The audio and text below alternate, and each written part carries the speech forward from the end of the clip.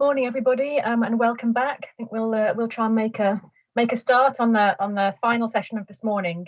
I had asked Anne Skinner to chair the session for us this morning, but unfortunately she's been struggling with Teams today, so I'm stepping in instead. But I just want to say a little bit about Anne. Anne has worked in nature conservation for over 40 years and is a member of the Floodplain Meadows Partnership Steering Group. She's also River Restoration Centre board member and sits on the National Trust Natural Environment Advisory Group as a specialist advisor. She's a CIEM fellow, a chartered ecologist and chartered environmentalist. She also worked for the Environment Agency for a huge amount of her career, finishing up as a national policy advisor before she retired. And she asked me to share some of her thoughts about last session and about this session. I'm just going to do that briefly. She said the last fascinating session showed us just how extensive floodplain meadows used to be in our landscapes, the high values society placed on them. We are, of course, suffering from the many unintended consequences of their almost total removal. However, we are developing our understanding of the attributes that make them special, particularly their ability to store carbon and floodwater. This penultimate session concentrates on those all-important mechanisms that should help us all to go forth and restore them. And with no further ado, I shall invite our first speaker for this session to present his talk. This is John Hollis, Integrated Outcomes Manager of the Environment Agency, who's going to talk about the Environment Agency and natural flood management. Welcome, John, and thank you very much. Good morning. First question, can you see me as well? Because I've got my camera doesn't seem to be working at the moment, so I apologise if you can't see me. I can see you, John. You can, that's okay. I'll try and keep myself fairly central because it's difficult to gather where you are when you can't see that return image. I'm going to talk a little bit about what we've done with Nature-Based Solutions, the Natural Flood Management Programme, and what we're going to be doing next. This is a session all about mechanisms for facilitating restoration. I'm not going to go into any detail of what I could expect you might think about doing on the ground, in the landscape, however that is. I'm going to talk about this more from a national kind of perspective, policy, those kinds of things. And I think it's really important that I've already started to talk about a variety of different terms that I use interchangeably. And that's really important when we're talking about the kind of ways that we're going to restore these things, or we're going to create them and emulate new ways of working. And so I think it's important to just mention what those terms are. So sometimes I refer to working with natural processes, and I hear this out and around. I then talk about, and I'm talking more and more about, nature-based solutions, which are a subset of working with natural processes, and then natural flood management, which we still use the term, but probably using less and less actually because of all the wider things that nature-based solutions can deliver. So the graphic there kind of describes how they are, nature-based solutions and NFM are subsets of each other, but the broad term they're working to protect, restore and emulate natural processes, and that's the really key thing for this session. I think that is worth just bringing out where we are at the moment. Going back a little while, we were given some money in the Environment Agency from DEFRA and government to trial a range of different natural flood management techniques. There's a number of projects that have happened over the years. I'm sure you're familiar with places like Pickering, Holnicott, Stroud, Belper. There's a few other places around the country that have been trialling nature-based solutions. But what they hadn't done is necessarily looked at nature-based solutions being delivered at a huge scale across a whole catchment. So government said to the Environment Agency, you can have some money towards doing that work, and it's £15 million to try and put more of these interventions within the toolbox, the way that we can reduce flood risk. And to do that, each of the projects were given 4 aims. The first, to reduce flood or coastal erosion risk, because it was that money in the first instance. The second was to improve habitats and increase biodiversity, because we know that we get those shared benefits from nature-based solutions. We wanted to contribute to the research and development that's going on around this space and reduce the evidence gaps. And we know from the Working with Natural Processes Evidence Directory where those gaps were. And so we're working at the minute on understanding and overcoming some of those gaps. Now we've got a bit more data and evidence coming from the project teams. And the fourth thing was to promote partnership working.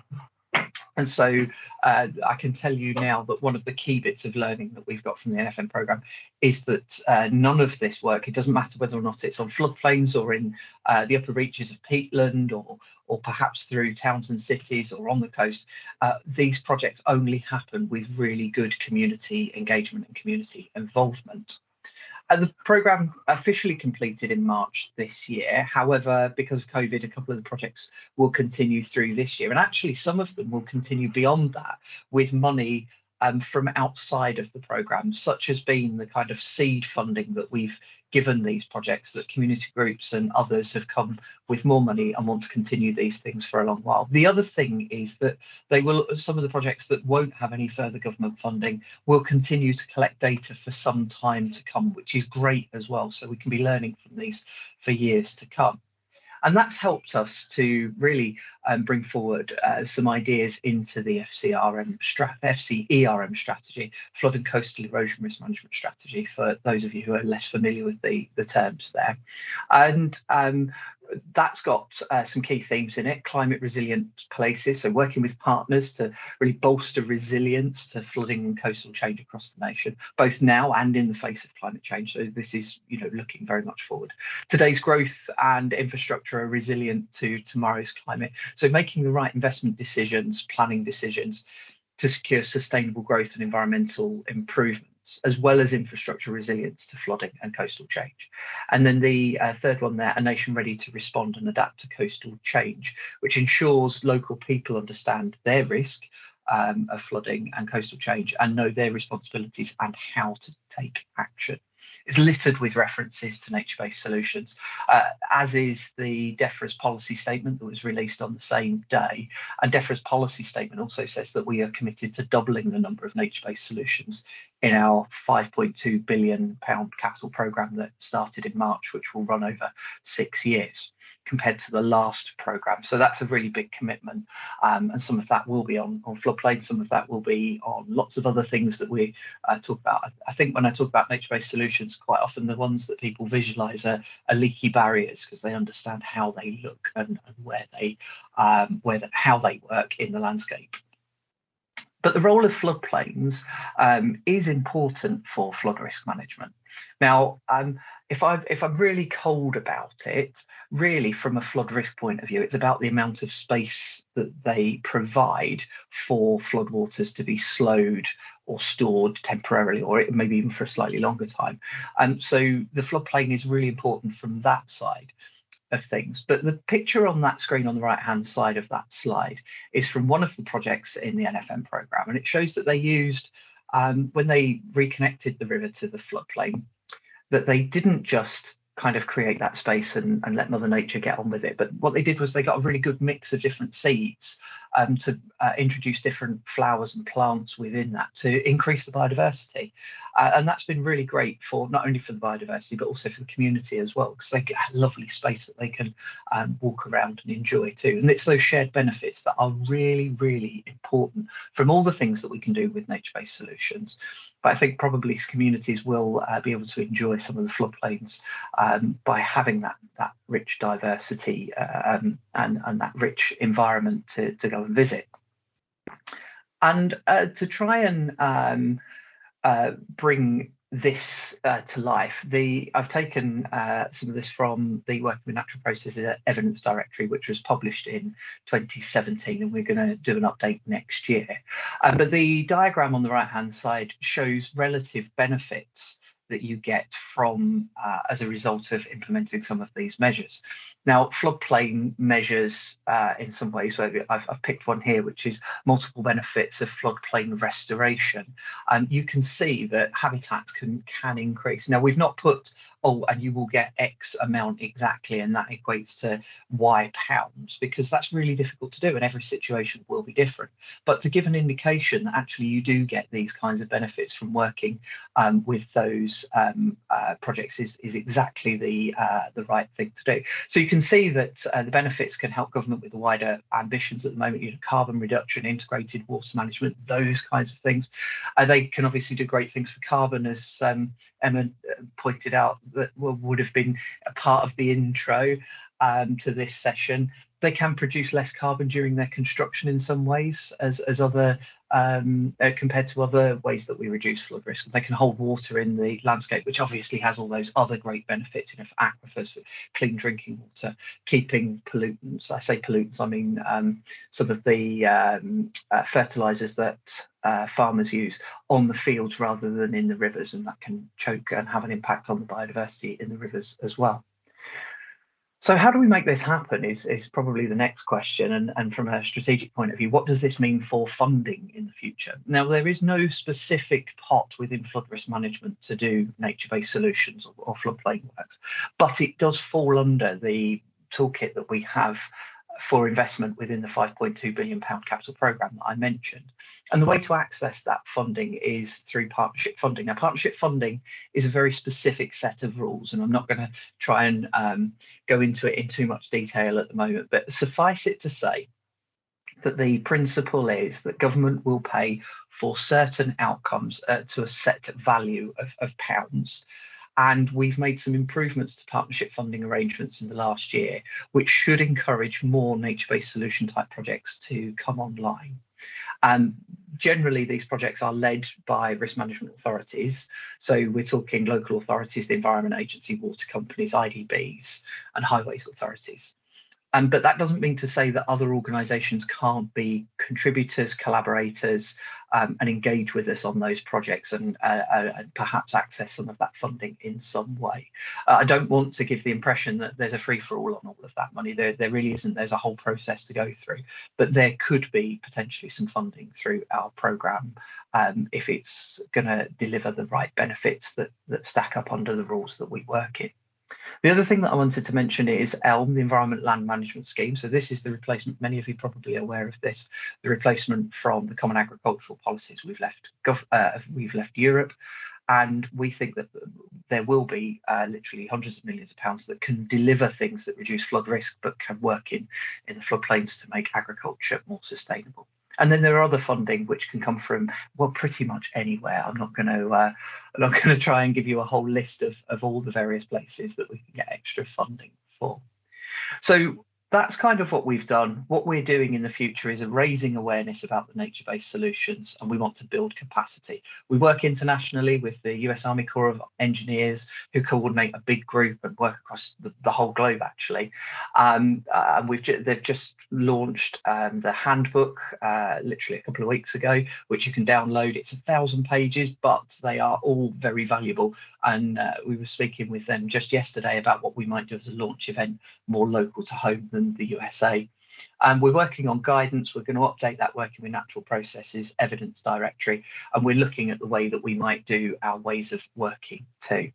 That is all I was going to say. I have rambled through quite a lot there, and I recognise that not all of that is directly related to floodplain Meadows, but hopefully that gives you that bigger context of where we are with what we're doing, and that there is a role for floodplains, reconnecting floodplains, renaturalising rivers, that has a flood benefit as well as all of the other things. But from flood, we do recognise those. If you want anything more, if you want to get in touch with me, probably easier than my email address to remember is nfm@environment-agency.gov.uk, and I'll do my best to get back to you. And with that, Emma, I'll hand back to you.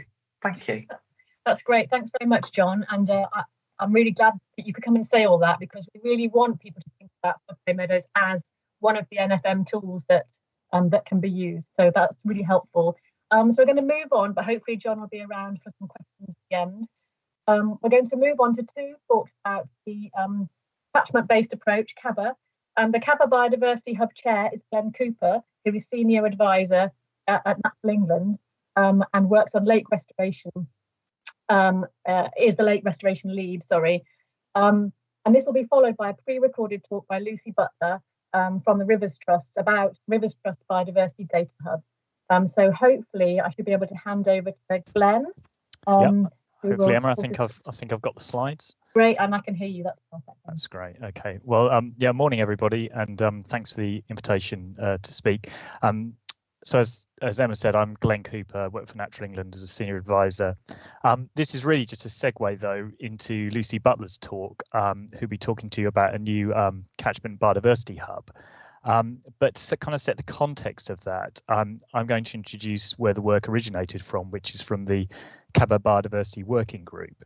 And I guess most of you will probably know, but for those that don't, CaBA is the catchment-based approach, and it's a grouping of catchment partnerships across England, alongside a national steering group and also a number of national working groups. And there are 9 of those working groups, and they include a range of kind of issues, including urban water, agriculture, abstraction, coastal and estuaries, and there's also the Biodiversity Working Group, which is the group that I chair. So moving on. So to give you just a quick outline of who we are, as said, we're a technical working group made up of NGOs and statutory agencies listed there, and included in that are Emma and colleagues from the Floodplain Meadows Partnership as a standing member. And we have a number of roles, really. And you can see there sort of some of the things we do, but it's driven around advice to catchment partnerships to support their work and enhance the kind of biodiversity delivery that comes through that. And we do that through a number of ways, through promoting information and data. We give advice on technical and policy issues that influence the management of wetlands and water. We develop communication and advice for partnerships and for others to use, and I'll come on to talk about that in a minute. So that's the kind of overview of what we do. You can find out more about us and CaBA generally and the other working groups at the CaBA working groups page. This page has actually literally been updated yesterday, so this is an old image here. But if you go onto the CaBA website now and look for working groups, you'll find our web page there. The sort of things that we've done in the past and are kind of ongoing at the moment, we've done various things around the 25-year plan. And for instance, we produced a kind of information or an advice paper independently to DEFRA and Natural England around the Nature Revery Netwerk development. We've been working for a number of years, and it started with our role as sort of joint role as TBG group on coastal floodplain. On redefining or working up a new priority habitat, floodplain wetland mosaic, which is kind of a moving on from coastal floodplain grazing marsh, and that's ongoing work. We produced a biodiversity pack, which I'll come on to in a minute, and the latest work is around the biodiversity hub, which Lucy will talk to you more about. So just for awareness, really, the CaBA Biodiversity Pack, there are a number of, very accessible, technical, but very accessible PDF sheets, which cover a range of wetland and water habitats, including wet grasslands, and within that reference to floodplain meadows. And these sheets are really designed for practitioners to understand the role of natural function within wetlands and water, but also understand how they can apply that, and particularly for partnerships, how they can apply that to projects and work that they're doing. So you can see the list of sheets there, and you can access and download these yourselves or pass them on to partners. And it just gives you a flavour of what the sheets look like. So there's guides for both species and habitats associated with water and wetlands. And that's it, really. That's just my little intro, and I'm going to hand over to Lucy now, who will talk you through the development of the data hub that she has been leading on behalf of the group. Thank you, Glenn. We can move straight on to Lucy's talk. Amy, if that's okay.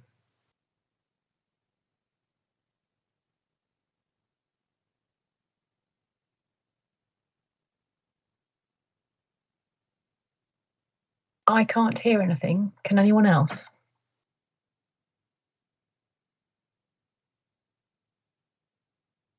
Hang on, let me try again.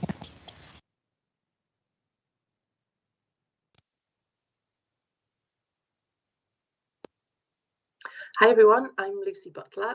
Great. I work at the Rivers Trust in the Data and Evidence team, and I'm also part of the Catchment-Based Approach CaBA technical support team. And today I'm just going to give you a quick introduction and a bit of a demo of the new CaBA Biodiversity Data Hub that we've been developing in collaboration with the CaBA Biodiversity Working Group. So CaBA partnerships are supported by a growing team of technical specialists, and one of the key aims of the technical support team is to help make data and evidence more available and accessible to all partnerships and communities. And the way that we've done this is primarily through development of the CaBA data package. So the CaBA data package and the user guide that sits alongside it have been developed over the last 7 years. And there's now over 200 different environmental layers available that can help catchment partnerships understand the issues and characteristics of their catchment. It can also help them identify opportunities for action and where there's opportunities to collaborate with other partners to deliver multiple benefits. And this makes it a hugely valuable resource for catchment partnerships. However, we do appreciate that now with over 200 data layers, can be a bit overwhelming sometimes to know where to start or how to identify the really key pieces of information for your particular situation.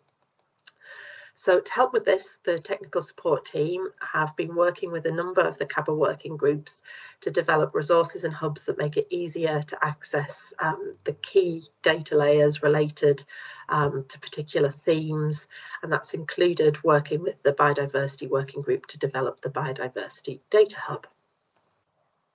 Okay, so I'm now just going to give you a quick demo of some of the resources. So firstly, what's included in the Biodiversity Data Hub and where can you find it?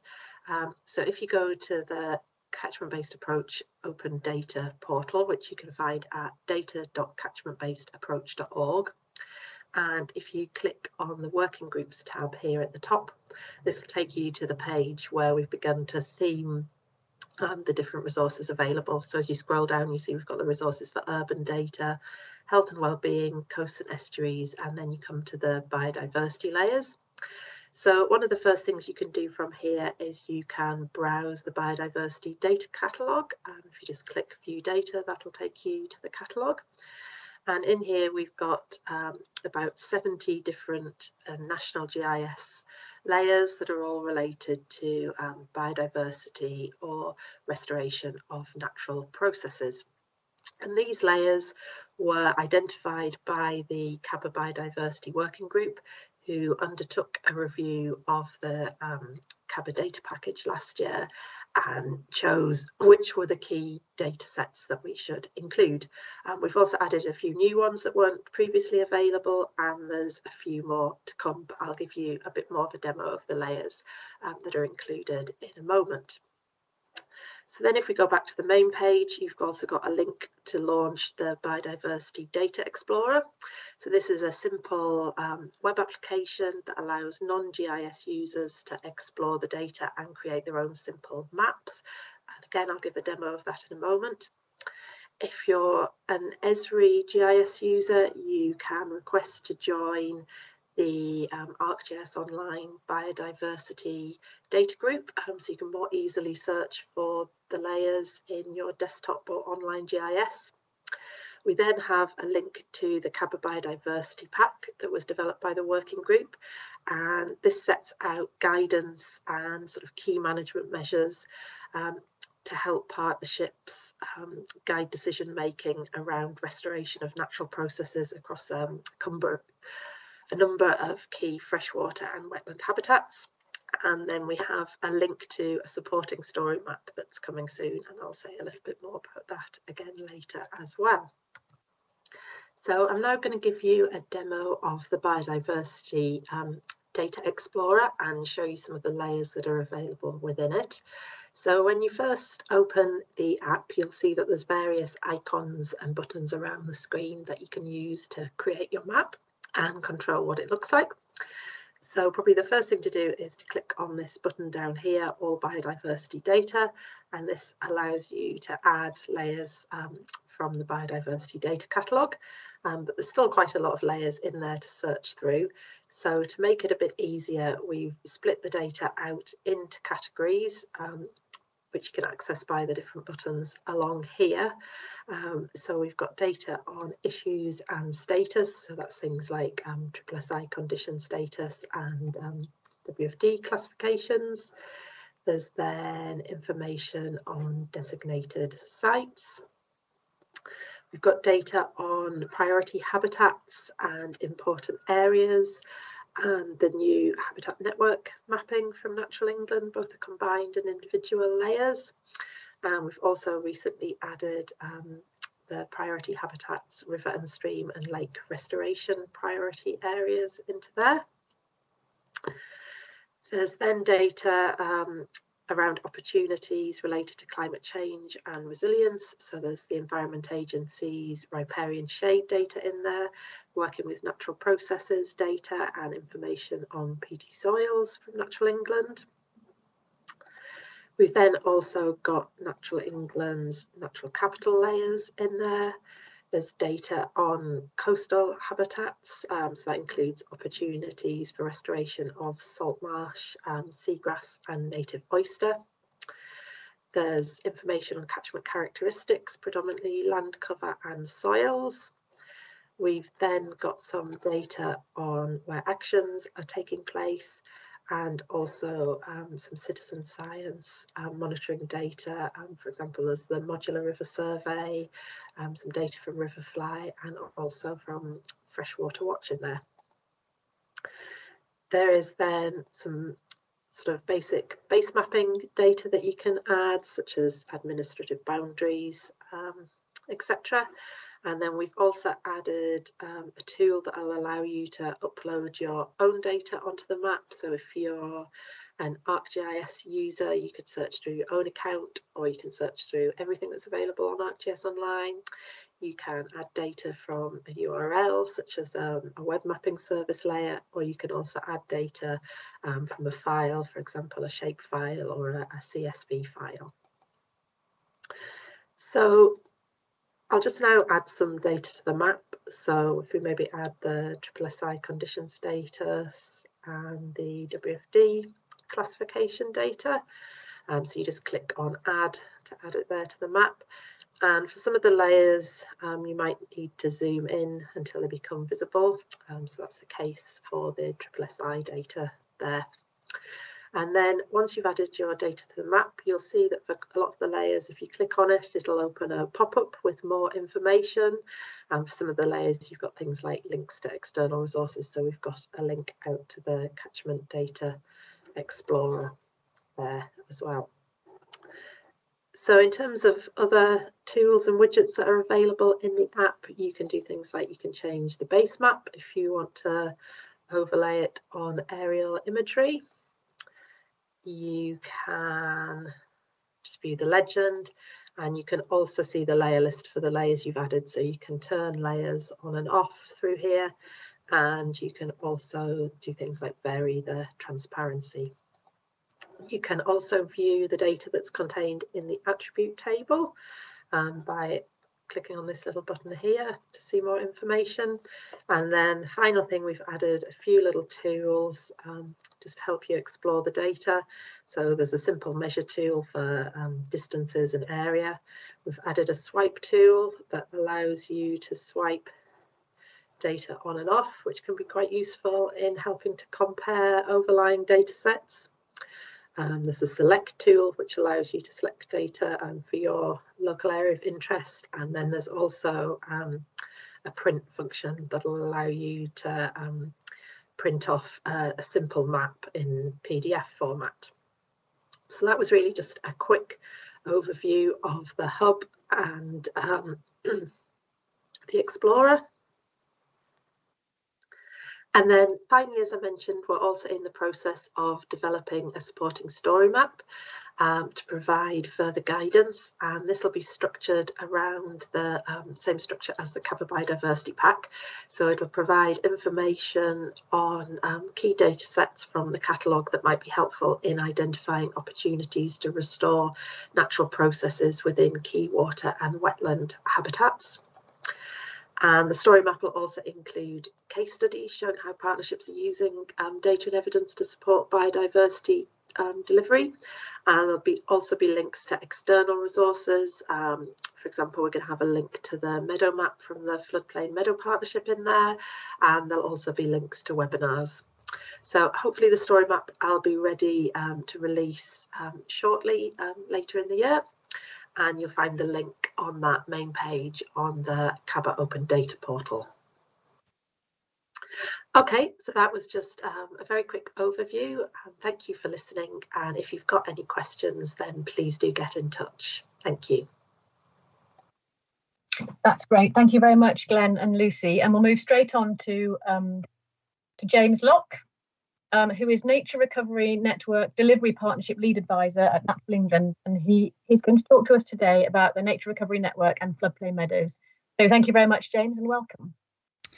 Thank you. Sorry, just going to take control of the slides. There we go. Yeah, so I'm Jamie Locke. I work for Natural England within the Nature Revery Netwerk Delivery Partnership team. So firstly, just a thank you for letting me talk today.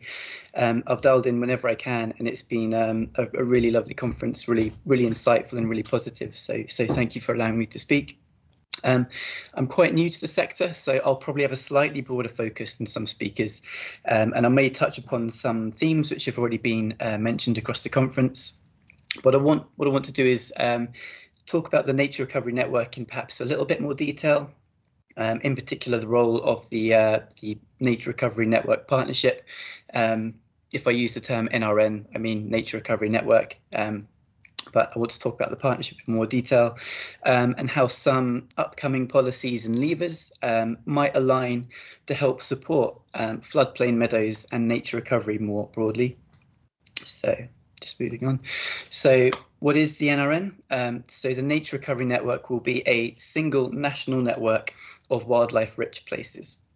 It's a major commitment within the government's 25-year environment plan, and ultimately it has its report in the it has its roots in the 2010 report by John Lawton into the state of nature, and the report recognised that protecting isolated pockets of nature wasn't really doing enough to prevent species declines, and he advocated bigger, better, more joined up approaches, and I think this it's almost become a tagline: bigger, better, more joined up, and I think it's helped spark a shift from just conservation to sort of nature recovery more broadly, which is really what underpins the NRN.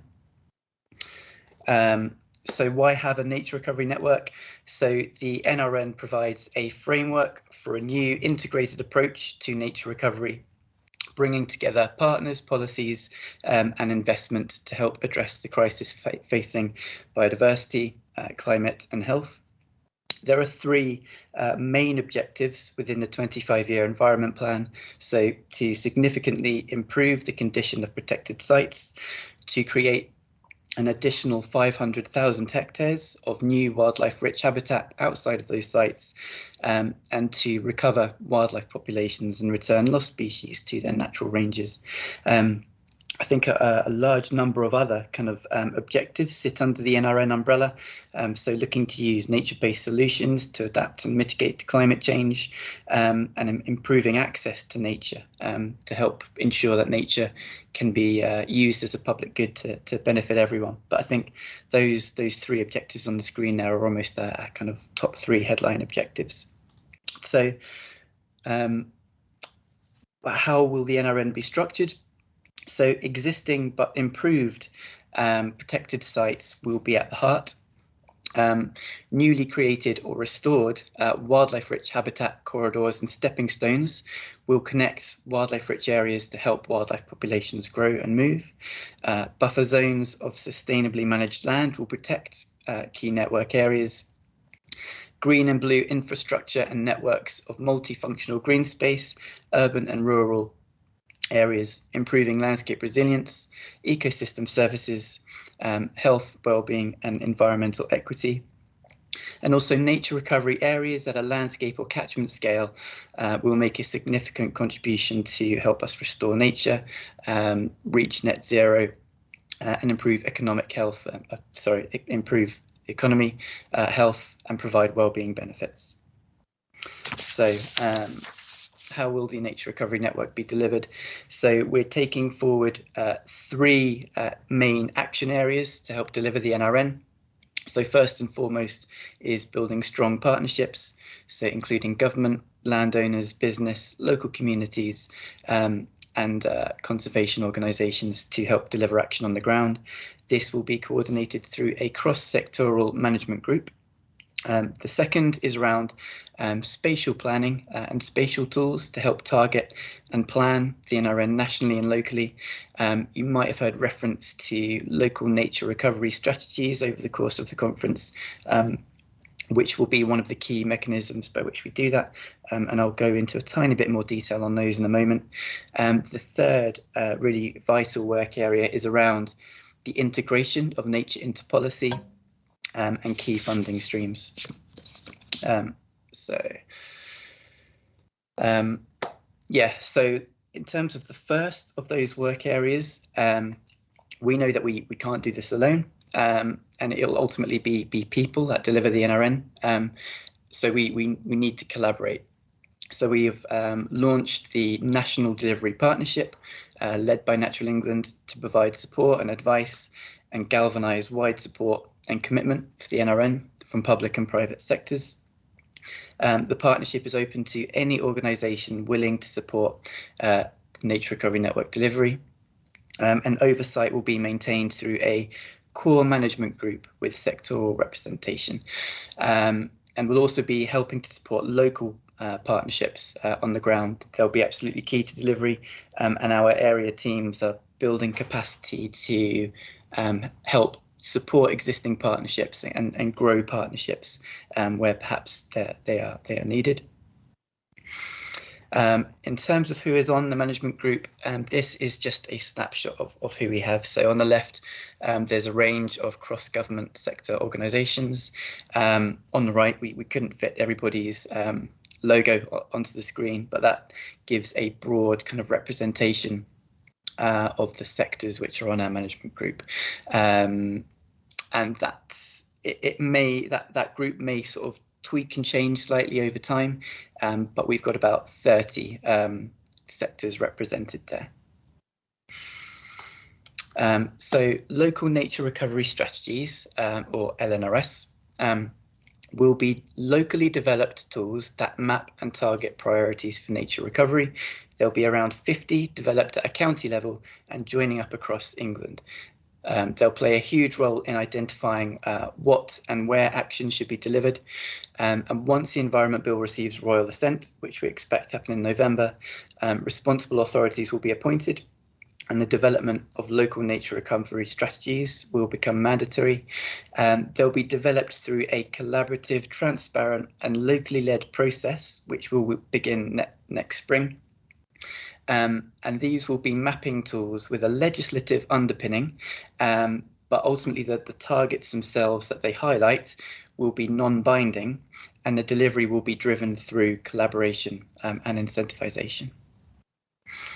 And the third sort of key area that is being taken forward is around simply the alignment of a huge number of different policies and funding streams which are coming online at the moment. So I'm sure you'll have heard reference to ELM, or also known as more recently future schemes, new farming incentives which are being developed to help support action to deliver nature recovery. Mandatory biodiversity net gain will commit developments to improving and increasing biodiversity on site, and where this is impossible, local nature recovery strategies will help target and enable local offsetting. We will be aligned with England's Tree and Peat Action Plan and associated funding. And we're also working with new partners, including business and finance, to help secure private investment and begin to explore how we can make blended finance work and support nature recovery on the ground. Why is the Nature Revery Netwerk different? A lot of people kind of ask this question, but I think one thing which is really different now compared to the past is the commitment and engagement across government, the integration of funding and policy, and nature being seen as a solution now rather than a barrier. The length of time being committed to, because this is part of a 25-year plan, so it's not a short-term project.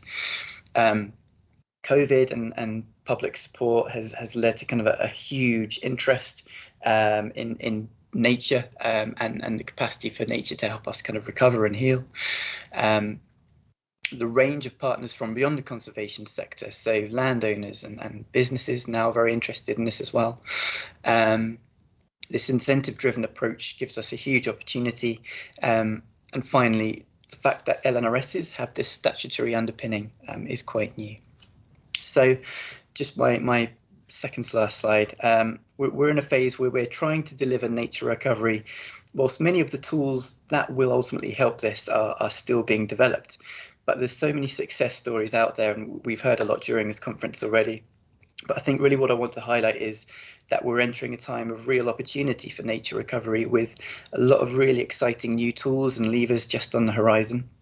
And I think local nature recovery strategies in particular could be a really powerful tool for floodplain meadows, because they'll help us to identify opportunities to create more, and will help build them into long-term collaborative action plans to restore connectivity across the landscape. So do take every chance to engage with LNRSs when they're being developed in the new year. So my final slide is just to say, if you do have any questions, do ping them my way. So james.lock@naturalengland.org.uk, or if you'd like to become a partner, again, email myself or our Nature Recovery mailbox at the bottom, and just say you'd like to be a partner, because we would love to work with you. And if you want to know a little bit more about local nature recovery strategies, again, do get in touch with the above, because we're holding a webinar on the 21st of October, partly to support the national consultation, which is underway, just to help us develop the guidance and regulations around these strategies. But we'll also explain them in a little bit more detail and go into some of the. So I just seen a message there, a small error on my picture, so apologies for that. But yeah, the webinar will go into a little bit more detail on the pilots, which have recently finished as well. So do sign up if you'd like to be involved. But thank you very much, and that's me done. That's great. Thanks, Jamie. I feel a bit more positive listening to that, which is nice. Okay, we are now behind time. We should have finished by now. So we've got 2 polls we just need to answer, and then we'll take maybe 1 or maybe 2 questions. So if we could launch the first poll, that'd be great. The first poll is, do we need a floodplain strategy? Yes or no? Barry Gardiner at the beginning of our conference said we did. I'm not trying to influence you or anything, but and interesting if you think not, if you're prepared to say in the chat why not, it'd be really interesting for us to know that. Okay, and then if we could launch the second poll. In fact, it's not a poll actually, is it? Can you suggest priority policy areas we should be focusing on in the next 6 months? And just put it down in the chat whilst we're doing the Q&A. Okay, that's lovely. Thank you very much. All right, so has anybody got any questions for our 3 speakers? 4 speakers actually. Hi, I've got, I think, a few that came up. I'm now just frantically going up chat. Okay. Hang on. There was a bit of concern and a bit of discussion about the magic maps and the sort of data that is already available. I think a couple of people talked about where floodplain meadows haven't been recorded yet. And I don't know if that's something that that's probably a question for possibly for Glenn, and how the hub can record that. I suppose that will be through floodplain meadows data. Yeah, that's what I was going to say. Is that the priority habitats are set through actually through the NERC Act ultimately. But there's kind of nothing to stop. That's the point of the data hub, is that you can take those the information that you'll gather as the FMP and upload those, and we can have them on the data hub. So then you can apply them to those other layers and refine them effectively with more up-to-date data. Thank you. Are there any other questions in the chat, or does anyone want to put their hands up to ask questions? I think the data hub and the strategy stuff is really important, and it's really important that we feed our data in as best we can, but that other people locally do as well, so that it's all there and it doesn't get missed on the system. Have we got someone with a hand up? Yes. Martin, you should be able to unmute yourself. Yeah, thanks. It was just a comment really on John Hollis's presentation about natural flood management. I think we shouldn't forget the one great thing about floodplain hay meadows is they also provide natural nutrient management. They are where they are because you get the free fertilizing effect of winter floods. And of course, what you're doing is making a useful product from surplus nutrients that are entering the ecosystem. So I think that is worth emphasising. You have this virtuous circle of actually getting a useful agricultural product and also removing excess nutrients from the system. John, do you want to respond? I don't think there's much I can say different, because I think you're right. Absolutely, great feedback loop there that creates great things for people as and wildlife as well. So nothing on that. And yeah, but I think from a purely, as I said in the presentation, from a purely cold perspective of what do we need from a flood risk perspective, it's about the amount of space of water that we can hold back. But absolutely, all of those other benefits are fundamental to choosing what we do, which measures we use. And as you say, if we could do stuff for agriculture, if we could do stuff for health and well-being, that is really important too. So yeah, it's a good point, well made. Thank you. Thanks, John. Can I take a question from Anthony? He's got his hand up. You should be able to unmute yourself, Anthony. Grand. Yes, so my question's about the policy and funding strands. So floodplain meadows, as we were showing in the last session, are a result of human activity maintained over 1,000 years.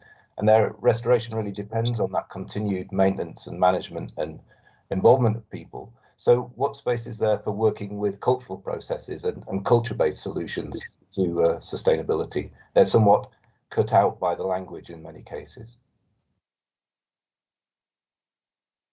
Who would like to take that?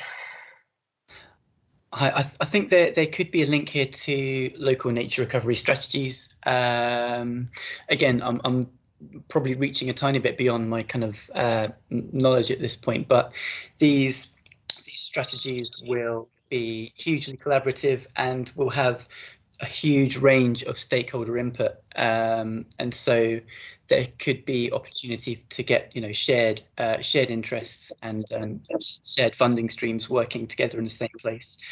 Yeah, I'm not sure if that fully answers your question, but do sign on to that webinar if you get the chance, because it could provide a little bit more detail into how those will work.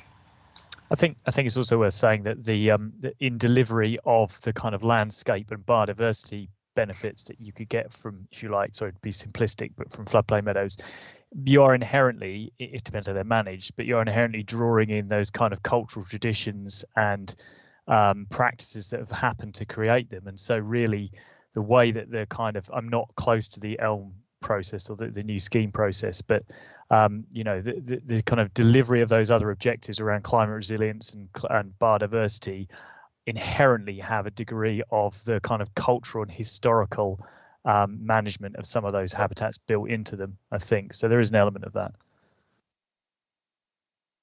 Thank you. Thanks. We have another hand up. I've also got a question from Anne Cantrell as well, which I think is for James.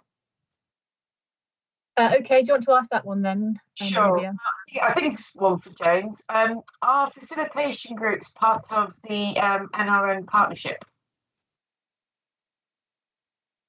So I think the farmer facilitation groups. Yeah. So if that's right.